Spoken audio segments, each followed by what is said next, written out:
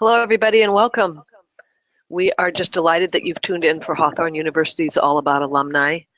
I'm Paula Bartholomew, and today I've got the pleasure of interviewing our graduate, Kira Whitham. And you're going to have the opportunity to ask her questions directly, too. So hello, Kira, and welcome. We're so glad to have you here. Thank you. I'm really excited. I hope you are, too. I am. It's good. Yeah, it's really my pleasure to be able to introduce you and to have you showcase your presentation, Finding Your Way in Functional Medicine World. So everybody, in case you're just a little bit curious on how to start a career in holistic nutrition, but you know that you're just not that savvy in marketing, today's alumni presentation, we get to hear Kira share how she was able to form a mutually beneficial partnership with a functional medicine MD. And she'll discuss the steps she took to build her practice and certainly share some of the learning experiences she encountered along the way.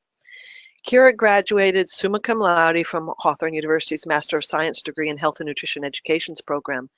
And after graduation, she launched her career working independently as a functional nutrition coach, counseling clients on nutrition and lifestyle choices. And then in this past year, she's contracted with a local functional medicine doc and has expanded her clientele quite a bit. And she's passionate about helping people find wellness and getting into the root cause of the health issues. So, Kira, this is really good back matter, and I want you to take a few minutes here and tell us a little bit more about yourself and what led you to study nutrition. Yeah, so thank you for the introduction. So really, I'll start at the beginning. I was often sick as a child. I had eczema, colic, psoriasis. My mom said I was always sick as an infant. I had GI issues for as far back as I can truly remember. Went through multiple testing and multiple doctors, moving around a bit, and they could never find anything wrong. So for years, I just kind of dealt with constant health issues and symptoms. Finally, in my late teens, they diagnosed me with gastrointestinal reflux and a hiatal hernia and said, oh, it's not a big deal. Here are some medications, and kind of sent me on my way. Symptoms never really resolved. And it's funny because at that point, nutrition was really probably one of the farthest things from my mind. I grew up eating somewhat of a healthy standard American diet, so I never really limited foods or thought that they were contributing to any of my symptoms. Although now, obviously, I realized that there was definitely a correlation and that was making me worse, but no one was able to tell me that, unfortunately. So in my 20s, I think I really hit rock bottom. I had some intense GI issues. I was in and out of the ER. I really kind of went through a period of depression, just very unhealthy eating, lots of fast food, and a stressful life. I was in the military at that point, and there was just a lot of pressure on me. Lots of yo-yo dieting at that time, like going from a size 4 to a size 11 and then back and forth. And I think honestly, I just hit a breaking point. My friends were exercising and I said, I'm just going to join you, even though it was not pleasant.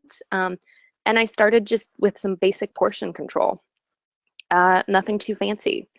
Moved to Colorado later in my 20s after I got out of the military, which was a very active state. Lots of hiking, everyone was outdoors.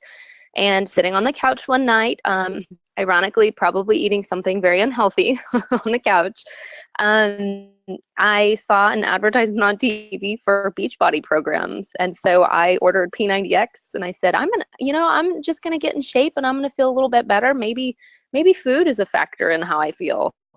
But didn't really think twice about it. And that's kind of what steered me down this path.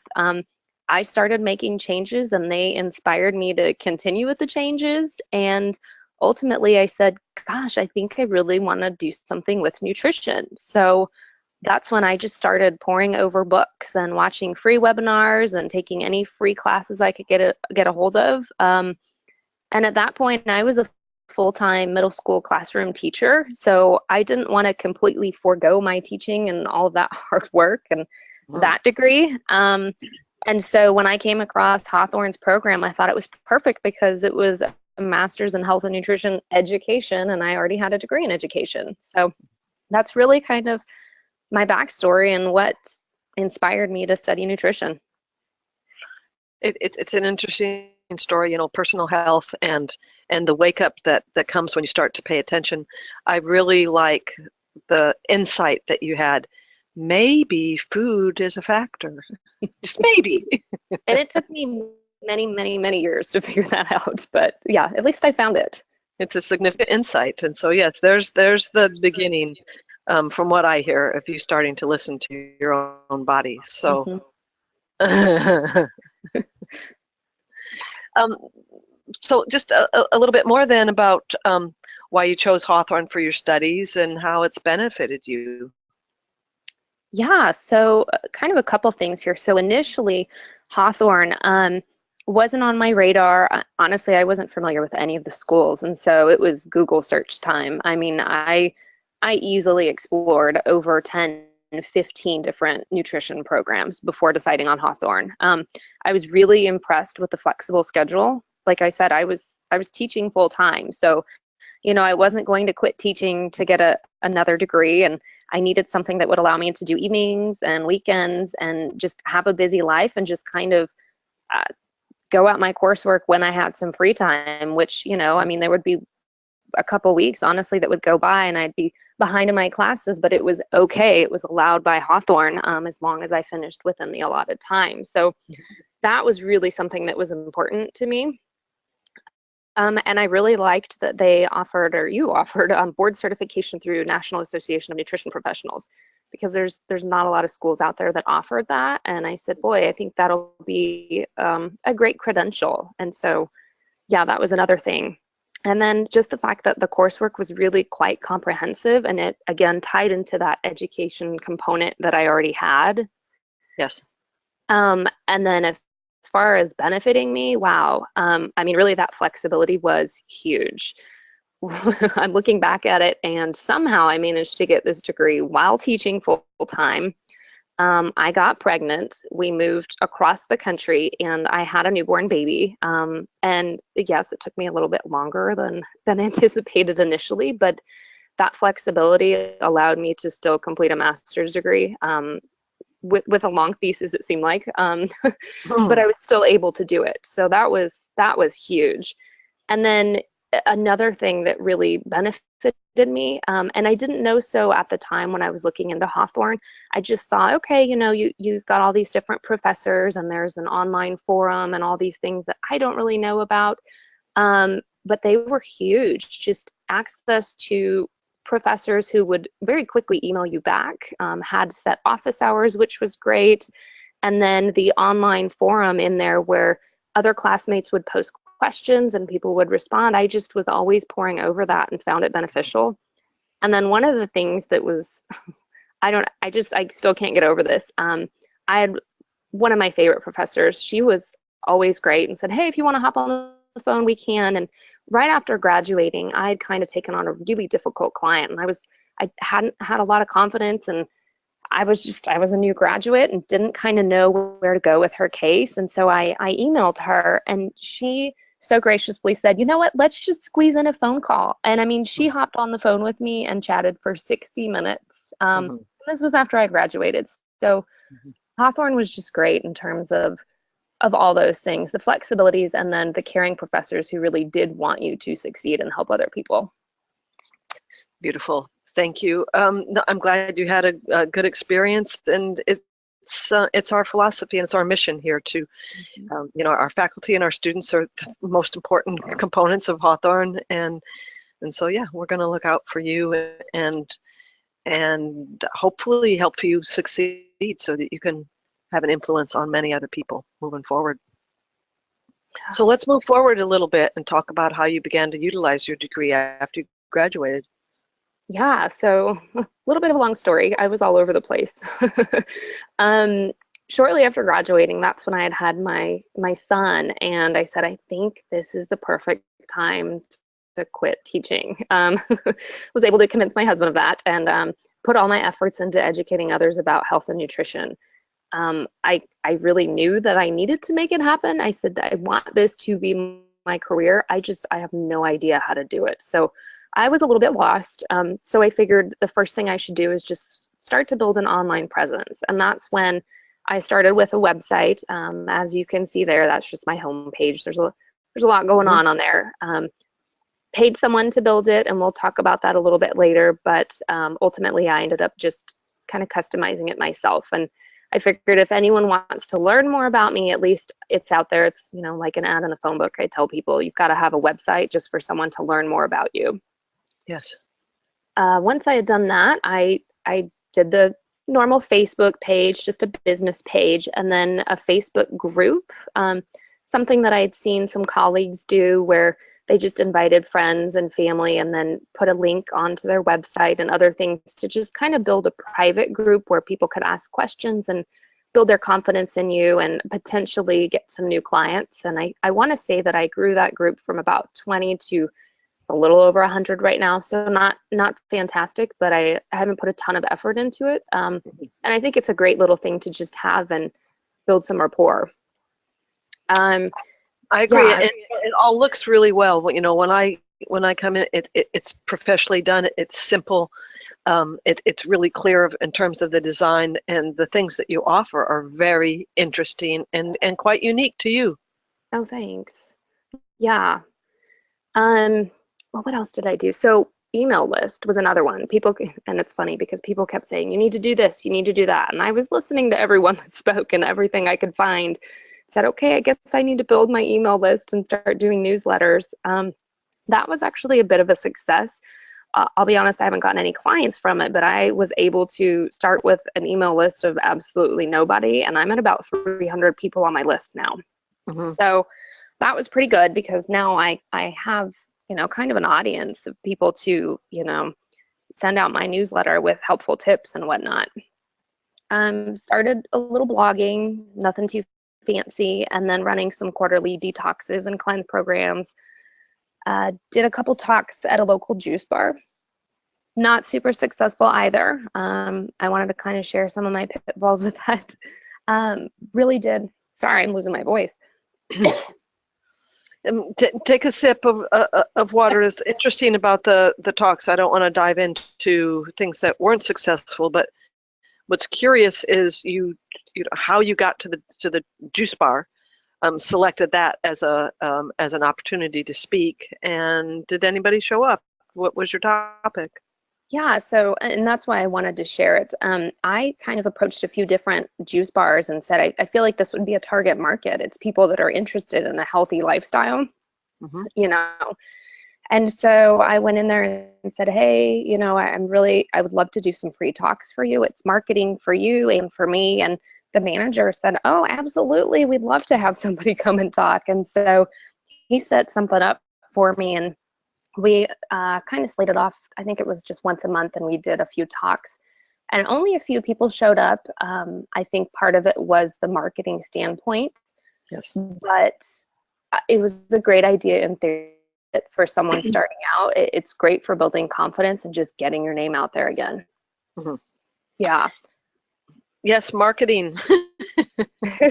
Letting people know what you're going to be doing, when and where, and having it present as something that's interesting to them it's the genius behind everything else, I think.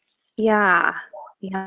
Well, and then I met with a woman who was wanting some meal prep, which I had never even considered doing that. I knew that I loved cooking. And so she said, I'm too busy. I need somebody to plan my meals and somebody to prep my meals, and I can, you know, heat them up in the oven when I get home. And so I did that for a couple of months as well. Just something interesting, a little different than what I had expected. But again, a way to get my name out there and just kind of get in the field. Right. And then from there, I took it a step further. I said, all right, I'm not making a ton of progress here, and I know I want to get some clients. So I created those brochures that you see on the left, just a little about me, services, things that I offered. And I didn't hand those out to potential clients, but I actually went out to chiropractic offices, birthing centers, acupuncturists, doctors, anyone I could find. I mean, I got on Google and I kind of mapped out my day, and I went around town just talking to people. Hey, do you need anyone to do free talks? Do you need somebody on staff?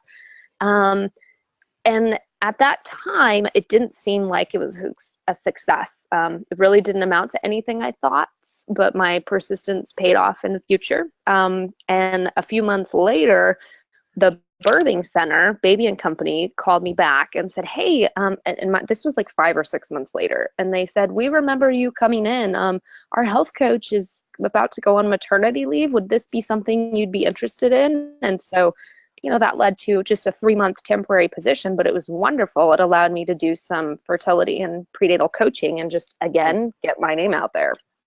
Right.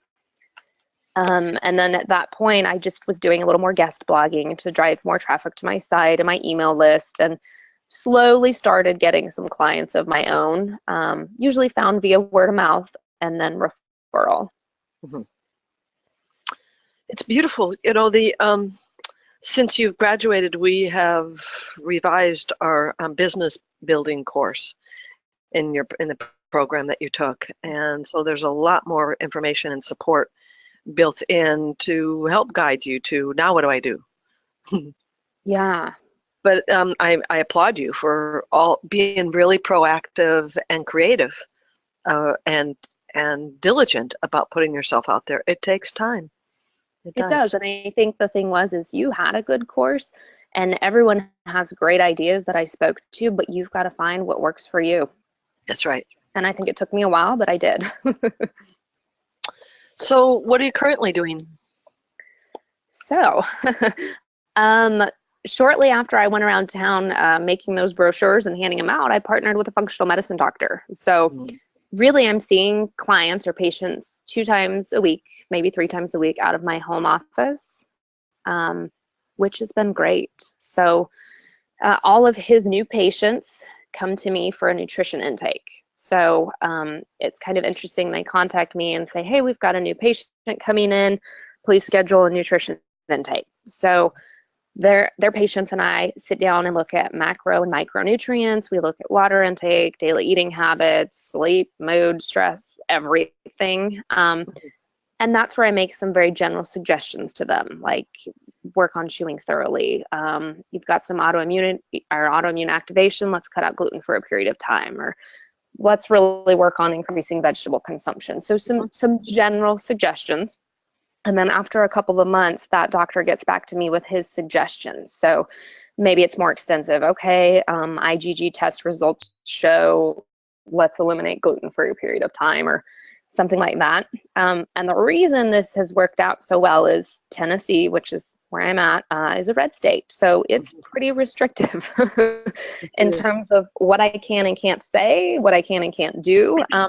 I was a little scared, to be honest, starting out, going, gosh, if I word things wrong, it's not right. I'm not a dietitian. And so I made sure to have those disclaimers, but again, it's a restrictive state. So everything kind of falls under him. It allows me the freedom to still work and practice. But for the most part, a lot of the really individualized plans and targeted plans come from him. Yeah. And then at that point, sorry, go ahead. With the plans, you said that it took a couple months before he makes any suggestions? Yeah, so he offers a 6-month program. So they see me first, and usually they'll see him for their first intake. It varies. Some people see him within a couple of weeks, and some have scheduled far out, but they want to speak with me first because they're actually more interested in the nutrition component. Yeah. And then they see him. They usually see his PA. They do any testing. It just depends on the patient. Some want to just, dive in, and I hear back from him in a couple of weeks, but I would say most are a little slower to get some testing or, follow-up visits. So yeah, I would say anywhere from 2 to 3 months before he gets back to me with any targeted suggestions. Do you make any suggestions to him of what you see and think? Do you have collaboration in that way? Yes. In fact, we sat down after working together for a little while to kind of streamline things. And I've got a very structured template that I use of things that he wants to know to allow him to kind of make some better decisions moving forward. And yeah, we email back and forth. And sometimes I do go into the office since he's local here. Yeah. I love it that, he's listening to you. He's relying on your insights, your input, and your expertise as well. Yeah, it's been a great partnership. In fact, that's me there on the right. Wonderful photo. He had me come in and do an hour-long nutrition talk for his patients. So it was a good learning experience. And it was great just to talk with his patients and just share some things that people didn't know. I agree. I love what you're doing. How did you establish this partnership, or did it come about from you basically going door to door to different businesses with your brochures and talking to people about what you're doing and services you have to offer? That would have made the most sense, but no. Actually, my husband developed some serious health issues a couple of years ago. And so I found him as a doctor for my husband. And I went in with him. He was a patient for a little while, and I casually brought up, "Hey, I'm graduating soon. I would love to, work with a functional medicine doctor." Brought it up several times, and eventually he actually emailed me and said, "Hey, I checked out your website finally. I am interested in bringing someone on. Let's go out to lunch." Great. So we met for lunch, chatted for about an hour about what a potential partnership could look like. He asked me a lot of questions, can you help with recipes? Because there's a ton of patients, if they're told gluten-free, dairy-free, they don't know where to start. And so really, things just kind of took off from there. Well, I love this. So, but I have a lot of questions, but I'm going to let you go and get into a little bit more of the logistics of the partnership and how things have evolved. Yeah, so it's been great. Honestly, when we sat down and talked, he said, "What do you charge?" And I said, here's my initial consultation, here's follow-up visits. And he said, "Okay, well then let's just, those are your fees." So it's not like he takes a chunk of them. He just incorporates me into his 6-month program. Mm-hmm. So, if my fee is this, that's what he's charging the patient, which is nice. And then he sends me patients via email. It's not really a secretary, but something like that, sends me patients and says, "This is when they're seeing him. Make sure to call and schedule before that." So I call patients, I set my own hours. I see them on Tuesdays and Thursdays, and we just kind of set up the time to talk. Most of the patients are phone or telehealth. In fact, that's my little telehealth portal on the bottom there. And some are local and they actually want to meet in person, so we'll meet at a library or a coffee shop or whatnot. Mm-hmm. I send in my hours every month, just like an independent contractor, paid like an employee. And then as far as like the logistics of what it looks like working with them, they see me twice. First, they see me before they see him for that initial consultation. And then they see me for a second time once he gets back to me. And then at that point, they can choose to continue to work with me, or there's been times where he said to them, "I think you really do need some more coaching," or, "maybe you need 2 or 3 more sessions with Kira, and we can continue from there." And then all of my sessions are usually about an hour long. I'm hoping I answered your question on logistics. There's a lot. Yes, there's a lot of moving parts to it. There is, and it's very curious how you could work something that was so mutually beneficial to the way both of you run your business. Yeah. That you're not having to take up office space and be there when he has patients or not. It's very well thought out. I like it. Yeah, we debated that for a while because he did have a little office space, but he is growing his practice like crazy. He's got a physical therapist. He's got a sports nutritionist now. He's got a personal trainer on staff and a PA. And so he said, let's just keep the people that need to work in office, like the nurses and the PA and everyone else, if you can see remotely, mm-hmm. it's mutually beneficial. I'm not paying for space. And then a lot of clients and patients, they don't, they're already dealing with so many different appointments. If they can see me from home, I think it's more convenient for them. Nice. It is very convenient for people to not have to be dealing with traffic, and if they're hurting and stressed for time and things. Yeah, really nice. But for people that aren't familiar with telehealth, why don't you explain that a little bit?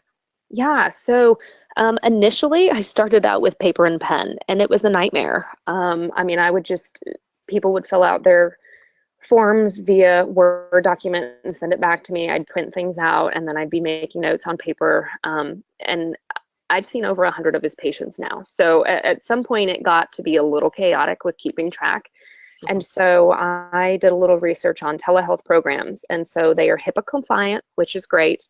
I can store all of client information in there. They can fill out their forms in there. Their contact information is there. If they have to cancel or reschedule an appointment, they're able to do so right in there. What else is great about this program? Oh, and I can fax over my notes to the doctor straight through there. And it's easy access. It's all in there. So yeah, it's wonderful. And you don't have to take care of any billing. No, not at all. Right. So you're not collecting money, you're just getting paid for this. And yes, although I do, I have some clients of my own, and what's nice is when I book them through here, it sends them a super bill and they can pay me. It goes directly into my bank account. It's just all linked through Square. Yeah. So so with this program, you could collect fees from your clients. Yes. Yep, collect fees. Are you continuing to see private clients at this time? I am, yes. I do have a few. I haven't marketed myself anymore, I'll be honest. Once this partnership happened, like I said, I've seen over 100 of his patients now. So it does keep me busy. And I do have a few of my own clients that have opted in for usually my 3-month coaching program. But at some point I would like to grow that, and I do plan on it. No, I think it'd be, and I'd encourage you to keep giving talks here at the doctor's office and services that you have and programs that are coming up, so that as his business grows, you're exposed to more of the traffic. So I don't want to reduce people to traffic that are coming through his business for all the variety of reasons now with the other practitioners that are in there, and also having them be familiar with the services and the work that you do, so they're also possibly referring to you from people that they hear from. And I think that, yes, you could build your own private practice and build more clientele within his as well. Yeah. So what about, this is what you're doing now. Do you have aspirations for things to do coming up?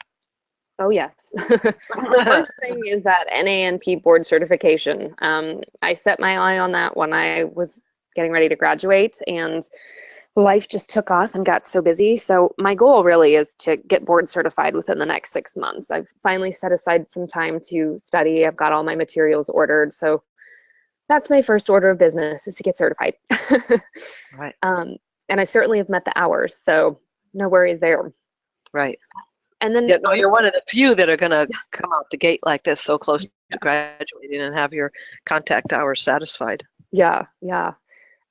Continuing to learn, honestly. I mean, I've always loved education, hence 2 education degrees. So I'm in some functional medicine training myself, just because I'm so intrigued by it.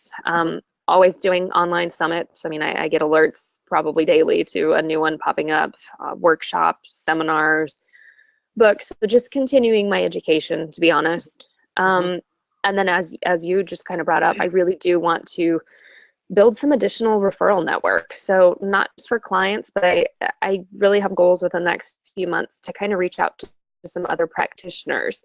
It may not look the same, but I'd like to at least get my name out there and say, hey, if you ever need a nutritionist, or if your patients need, a free 20-minute call with me, I'm happy to do that, just to kind of get my name out there some more and have some more referral networks, and then grow my own practice. I really would like to get another full day in the books. I have no desire to work full time right now with a toddler, but get up to that at some point. So just kind of grow my client list and add another day on for the week. How are you doing on gathering your testimonials? Not very good. Thank you for bringing that to my attention, actually. I forget, honestly. I forget to ask, and I feel really awkward asking people, but I know I need to do that. One of the, given just the when you're talking about your business and working with this doctor and the clients, yes, asking for that is one thing, but it helps build confidence. When the bulk of your business is word of mouth, And I don't know about the doctors in the way that they're promoting or marketing themselves, advertising.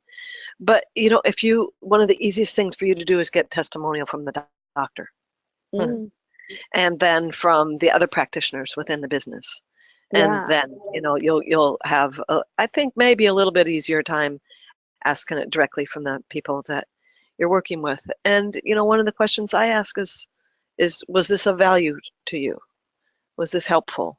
And it allows them, without asking for a testimonial, allows them to say yes, and in what ways. And people genuinely want to help. If you've helped them, they want to be able to give back in some way. So I encourage it. You'll be all right. Yeah, no, you bring up a good point. And I get follow-up emails from people saying, thank you so much. This was beyond helpful. I never take it beyond that. I guess I need to. Yes. It lets other people know that new people that are coming to you or to your website, that other people have come through you and your services and found value. Yeah. And so it gives some confidence. Maybe they've seen, something that is a similar issue that they're experiencing, and they saw that it was helpful to them. So yeah, it gives confidence that people need in a big world out there of what do I do and where do I go and who's the right fit and who can really help me. Yeah, good point. Good point. I will take that. Thank you. You're welcome. Well, what about you for other pieces of advice for our graduates that are just starting out? Yeah, I do have some pieces of advice. I wish someone had told me this. So first off, don't spend all of your money on marketing. It might not help you at all. And I did. I spent a lot of money on a fancy website that's ultimately crashed and left me devastated, and it didn't bring me any clients. I think that the majority of your marketing really should come from word of mouth. And now I know that, but in the beginning it was, okay, I need to boost this Facebook post and I need to pay for this Instagram ad and I need the best looking website ever. And people can't find you if they don't know what they're looking for. And they're not just browsing the internet for local, nutritionists, health coaches, whatever it might be. They want to hear about you. I kind of like you're saying, the testimonials. So really I just needed to build more of a presence and have people learn more about me before they were interested in my services. So definitely don't spend an arm and a leg on marketing. Not right away, at least. And I think another thing for me was really just focusing your efforts on one thing at a time. I did take on too much at first between blogging, guest blogging. I was doing webinars. I was literally doing everything that I could, and I had no focus. And I think that look, my practice grew when I finally had some focus and said, you know what, I'm just going to create these brochures and go around town and just focus on this one thing. And that's when it was a success. So I think that if you can just focus on one thing at a time and not taking a bite out of too much, you'll have a lot more success. At least I did. And then kind of putting some vibes out to the universe. It sounds weird to say that. And I had several people kind of suggest that to me, but I didn't know what they meant. But sitting down and planning out what your practice looks like. What do you want to do? Do you want to work on your own? Do you want to work with a doctor? Do you want to work in a spa? How many days a week do you want to work? How many clients do you want to have up front? How long are your sessions? I mean, really saying this is what my ideal practice looks like, and then planning how you're going to get there. Right. And then finally, I think don't be afraid to reach out to other people. So I knew there were several health coaches in my area. There were other nutritionists, but I was like, well, I don't want to butt heads with them. So finally I reached out to one. I said, hey, I hope this isn't awkward. I just love to know kind of what you did to build your business and how you're doing. And she was so nice, and we've actually become friends. We don't butt heads at all. We have different, what's the word I want to use? Different criteria for clients, I guess. She works more with the behavioral component and I work more with the nutrition. So really, I think the partnerships can be great. Just not being afraid to collaborate with other people, even if they're in the exact same business, because I have a feeling you've got some stuff to learn from each other. Yes. And then not being afraid just to put your name out there, get out there, bring brochures, go introduce yourself, offer to do free talks, and ask for what you want. Because looking back, again, I would have not worked for this birthing center, and I would not have worked for this doctor if I had not gone out there and said, this is what I want to do. Do you have a need? Yes. So yeah, just putting yourself out there. There's that universal appeal also. It's like, universe, this is what I want, and I'm going to go out there and I'm going to do it. If you haven't formulated the thoughts and your ideas, the clarity for an approach to your business and how you'd like to see yourself working in a few months, in a few years, there's no vision there. There's something, it's difficult for you to get your own energetic momentum going and know which direction to take yourself in. And certainly it doesn't happen when we just sit at home and don't do anything. There's this illusion that, you know, you go through school and you have all your training and you feel well qualified and you're going to put your shingle out and that people will just come in droves. And it takes a little bit post-grad effort to build it up. And so I applaud you on all of the really courage and boldness that you've put into this, the dedication to your education and continuing that at this point. And just I love what you're doing and the sense of calm that you feel, that I feel from you about it. There's not a lot of anxiety. Maybe you felt that way more, you know, the first months after graduation than you do now, since you're settling into something. But bravo for you for staying steady and staying with this and building something that has tremendous potential. Oh, thanks. Yeah, it's been wonderful. I couldn't be more blessed. So this is an opportunity. If anybody else has questions, you know, please let us know. Write your questions, your comments, any kind of feedback that you have for Kira, anything that you'd like to hear more about now. This is your chance. And so one question we've got here, Kira, is could you talk a little bit more about what's involved in your 3-month coaching program? Yeah, so all new clients start out with an initial consultation where they fill out my paperwork, which is pretty extensive, and we go through their whole health history. Spending about an hour doing that, and from there, we kind of develop a plan. So my coaching program definitely takes more of a functional medicine approach now. I do ask for the last 2 years worth of lab work. So, you know, just annual physical lab work. And we look at it and see, hey, are there any patterns? Is there some disease forming? What's going on in the body that maybe your lab work is telling us in addition to your symptoms and what you're eating and your sleep habits and all of that. And the program, let's see, so 3 months would be 6 visits in total. So they get every other week, we would meet or talk via telehealth for about an hour. Yeah, and at that point, they can choose to work with me longer if they need it. But really, we kind of just base it on what they need. So I've got somebody right now who is really struggling with weight loss, and it's not as simple as, well, let's just cut some calories and see what's going on. No, there's more. We're dealing with some thyroid issues and some hormone imbalances. So I really structure them and talking about, okay, this one time we're really going to talk about insulin resistance, and this other time we're going to talk about this. So they're very structured. Mm-hmm.